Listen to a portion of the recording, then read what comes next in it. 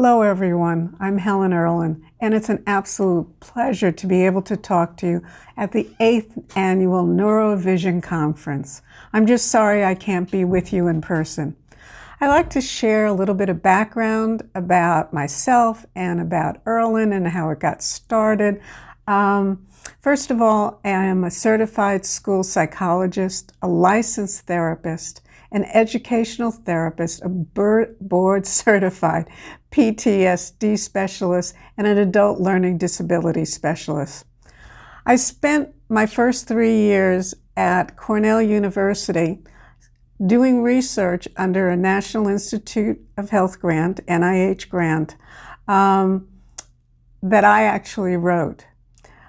My research and love of research continued after I graduated, and I became a research assistant at Cornell University to E.J. and J.J. Gibson, who at that time were the eminent researchers in perception.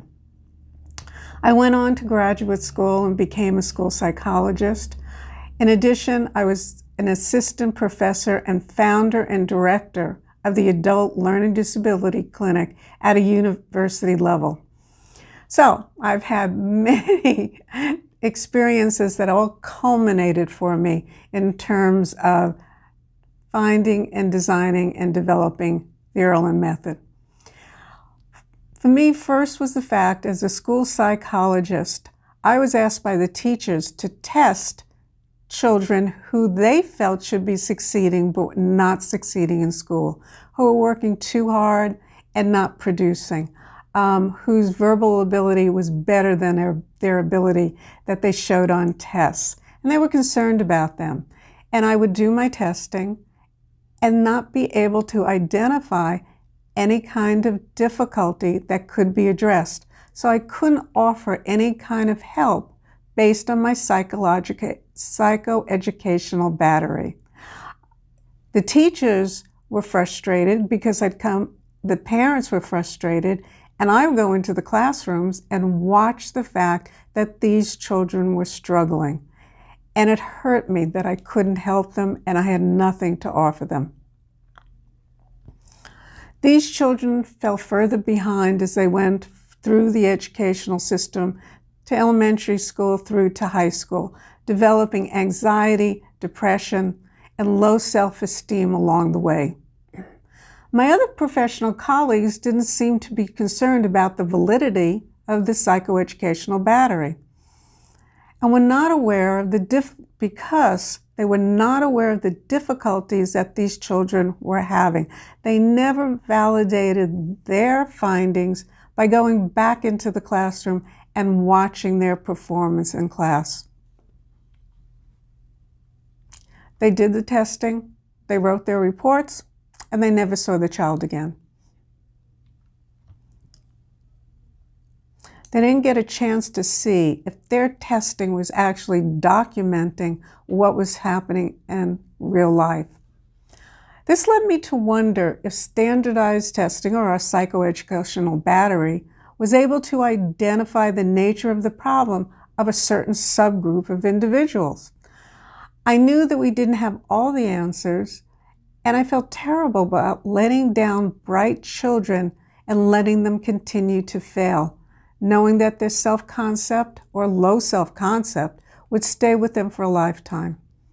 In 1981, it was a while ago, I became director of the first learning disability program at a university level. And it was a wonderful group. This was the group I was looking at in order to conduct research. Why was it so good? Because we always blame difficulties on motivation, on lack of performance. But here was a group of students who were very bright, who worked extremely hard to get to a four-year university, and were still working extremely hard, staying up till 2, 3 o'clock in the morning in order to complete their tasks and assignments and study for tests. But yet, we couldn't blame it up there for their problem on motivation or maturation because of their age or lack of intelligence. They were all bright, highly verbal, and the parents had put them in a lot of different academic and remedial programs because they were bright and they knew that they could succeed, but they weren't making progress. And even with all of this, they still were without showing any progress. So what's going on?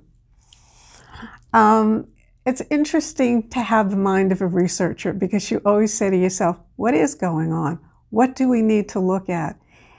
And in this instance, my feeling was if we continue doing psychoeducational batteries the way we're doing them, we're not going to see or find the cause for these children. And I looked instead to the medical model. And the medical model is very different. In the psychoeducational model, we ask them questions and they answer the standard questions until they fail so many times, and then we go on to another subtest and another subtest. In terms of the medical model, which is very different, when you go see a medical doctor, they ask you to describe your symptoms. Where does it hurt? What's the problem? Why are you here? And based on the information that you give them, they decide whether they need to do a head x-ray, whether you need medication, whatever it is. But a lot of it, for further information, but it originally starts with asking you to describe the problem. I like this model. I decided that this was the model that I was going to use with my struggling college students. And based on using this model, I found out how important it was to ask questions, and also that the way you ask your question is even more important. And I learned over time with these adults, and I tried different ways of asking questions and different questions, that the questions that produced the most significant information were, I want you to think about reading not when you start, but when you get to that point where you want to stop or take a break. At that point, how does it feel? And how does the page look? And nobody has ever asked them those questions, and they have not paid attention to how the page looks. And they thought everybody gets tired or sleepy or gets headaches with reading. So they kind of dismiss their physical symptoms because we've never tied physical symptoms into the possibility that they would happen with visually intensive tasks.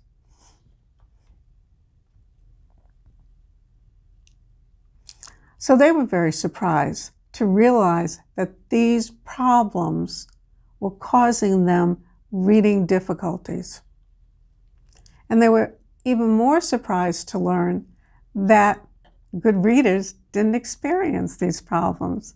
It reminds me of one time when I was asking a child, do you ever get headaches?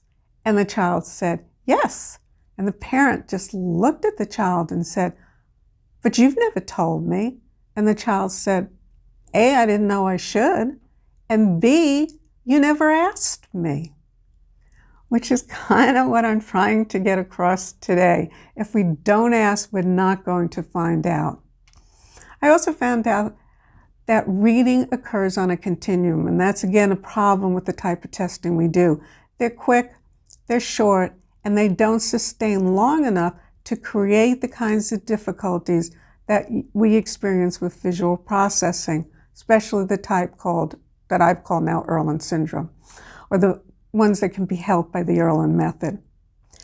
That they start at some point. Some people, it's very soon after they read a line or two. For other people, nothing happens and they do fine until 15 minutes or even longer. I also found that this problem occurs on a continuum from slight to moderate to severe.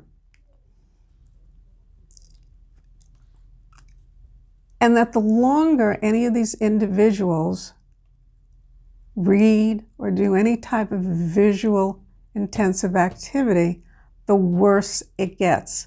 It's not static, it doesn't stay the same. So now that I knew what the problem was, and we were identifying what things look like on the page. And I was hearing things such as, things are swirling, things are flickering, things are flashing. And I spent time documenting all of their descriptions, which I now call distortions, which are very similar to optical illusions. And also documenting the fact that some people get eye strain, some people get tired, other people get sleepy, some people get headaches, some people even get nauseous or dizzy with reading, fidgety, anxious, depressed. There's a whole array of physical symptoms, and I needed to document where they were. So once I had that documented, the next step is obviously, let's get rid of these things that are happening so that the page is stable and the page is clear and it's comfortable to read. That was the wish list from my adults who had learning disabilities. And we tried anything that had been reported to help reading. And we did that for months and months and months, and found that for this population, none of those things helped. One day, a student brought in, I have to reinforce the fact that these are adult students, anywhere between 18 to 45 years of age, brought in one of the remediation techniques, and that was the fact that there was a theory that you needed a dominant eye to be able to read well. And so for those students that were struggling, they tried to train a dominant eye by giving them red-green glasses and a red overlay so that the one eye that was in green was blocked, but both eyes could be opened and you were actually reading. And they were trying to train a dominant eye.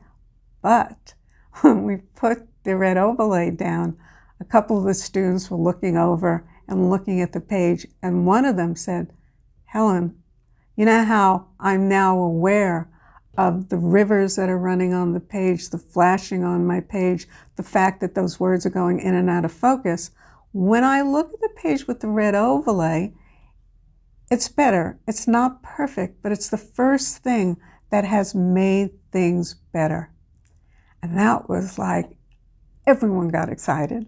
And so we invaded the theater department and stole every sample of every one of their theatrical gels and put it down and brought it to the learning disability, my office. And each of these adults tried reading through the different colors and found one color that made it better for them. What I asked them to do next was for them to read, well, they have to read for school, they had to read for text, and to use their overlay for reading on the computer and when they took tests, and to keep a journal for 1 month and document the changes. At the end of the month, they all came back and we talked about what was going on.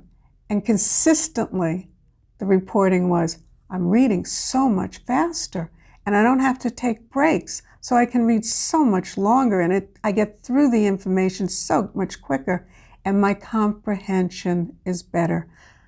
And you all know, if you know anything about Irlen, that if you're seeing pages that are distorted, it affects comprehension. The page needs to be clear and stable and comfortable for good comprehension. They were so excited. Their grades had improved so much that they were running around the college telling everyone about it.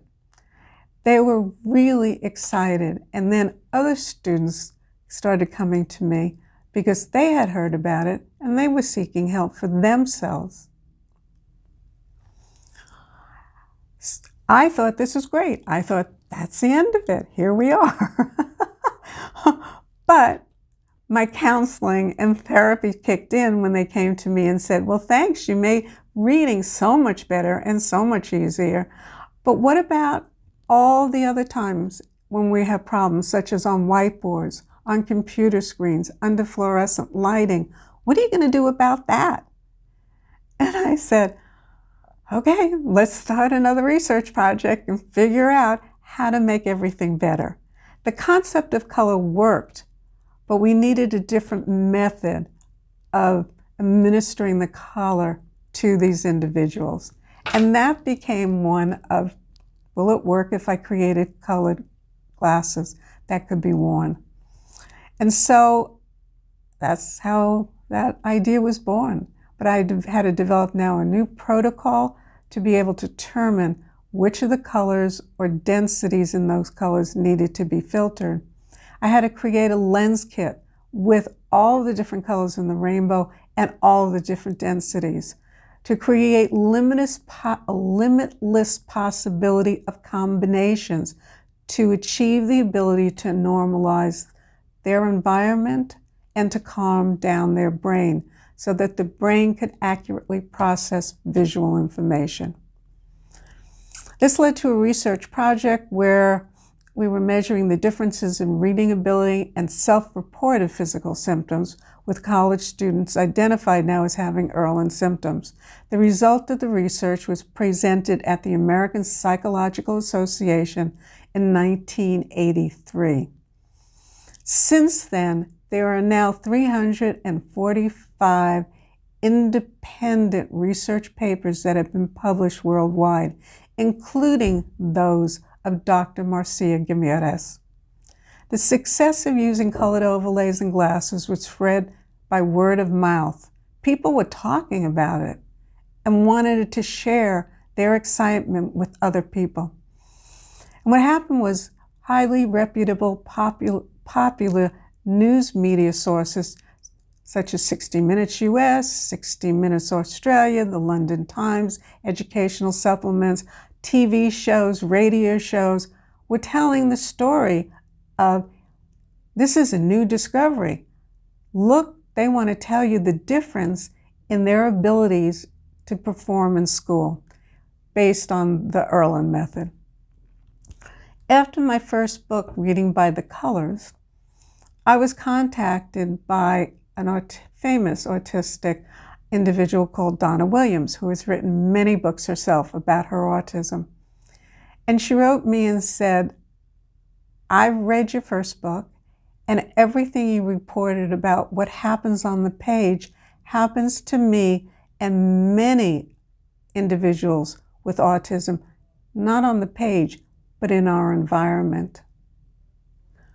Now I had a new population that needed to be studied, and I needed to figure out new protocols and questionnaires to fill out and identify those within the autistic population who had Irlen syndrome. And I had to figure a totally different way of testing because many of the individuals who were being referred to us, language was very poor or they didn't have language at all. So it had to be all based on nonverbal population. And that wasn't the last new population that came and asked for help.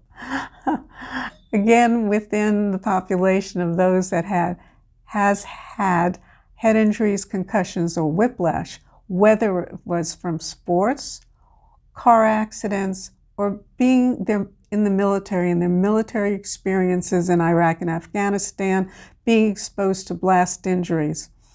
And this was the most severe population of any that we have worked with so far.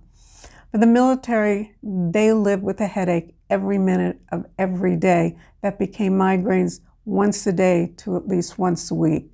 They were on multiple migraine medications, none of which worked. They have tried different approaches in order to help stop their headaches and migraines, and nothing had worked.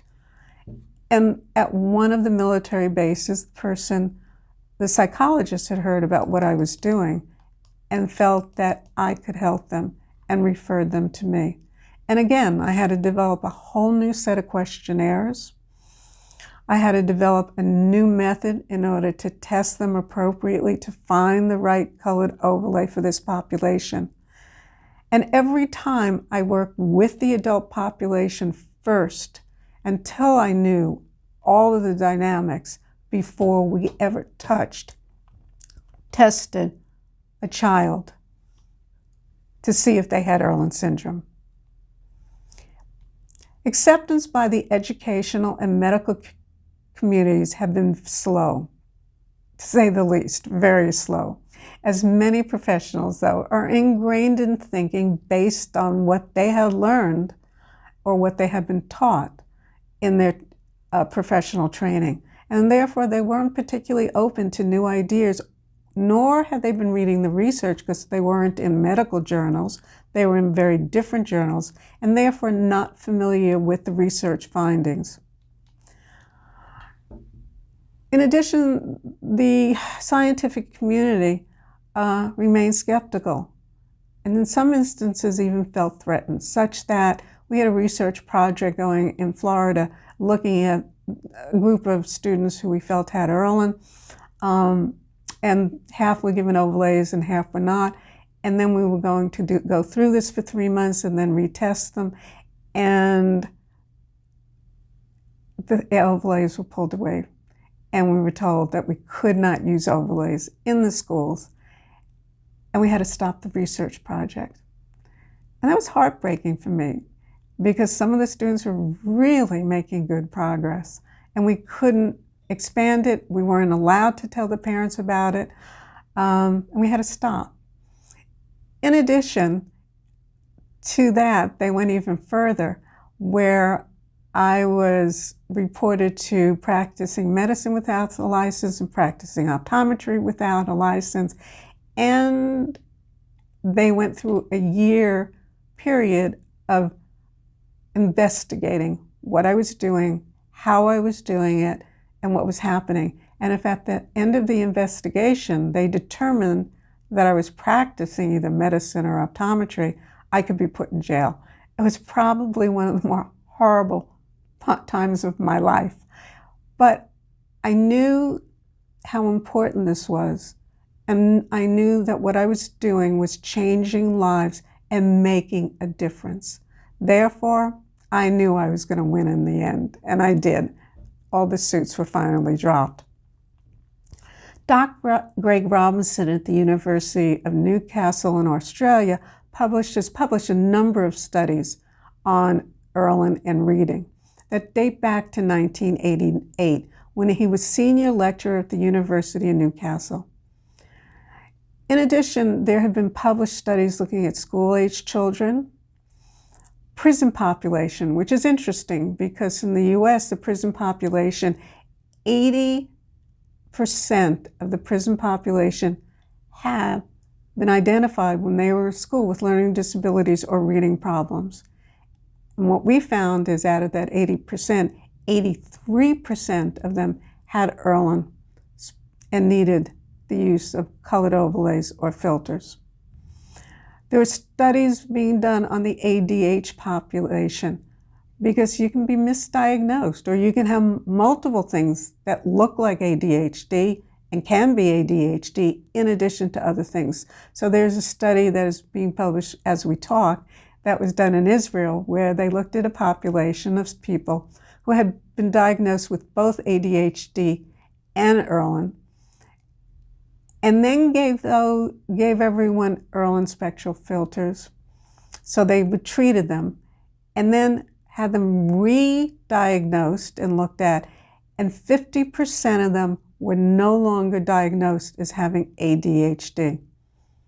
Therefore, it was a misdiagnosis for some, and for some, it was just another layer contributing to their problems. There have been validity and reliability studies. There's been studies in Australia and New Zealand looking at reading difficulties. And Dr. Ramirez herself heard about the Irlen method and came to the USA to investigate it and learn about the method, to see it for herself, to see if it had any validity. After seeing the difference that color made for children and adults, she decided to be trained in the Irlen method and do research herself. In spite of the attacks by various professional groups, she has continued to do research, test, train others, making significant changes in the lives of children and adults that other methods have not been able to help. There are now thousands of professionals trained as Irlen screeners throughout the world, and there are 220 affiliated Irlen testing centers worldwide in 30 countries. Irlen materials have been translated into many different languages, and my 3 books have been translated into many different languages. What's exciting too is that we're also seeing people who this makes such a difference that they're writing children's books because they want the parents to read the books to the children and get involved in it, and even novels where the main character has Irlen syndrome. Most recently, our investigation has been focused on the brain because vision is a brain-based problem. 80% of the information that an individual receives from the eye is actually processed and interpreted in the brain, because that's why you have a visual cortex. And so we wanted to see if the brain, if we could see a difference in terms of the brain. So we have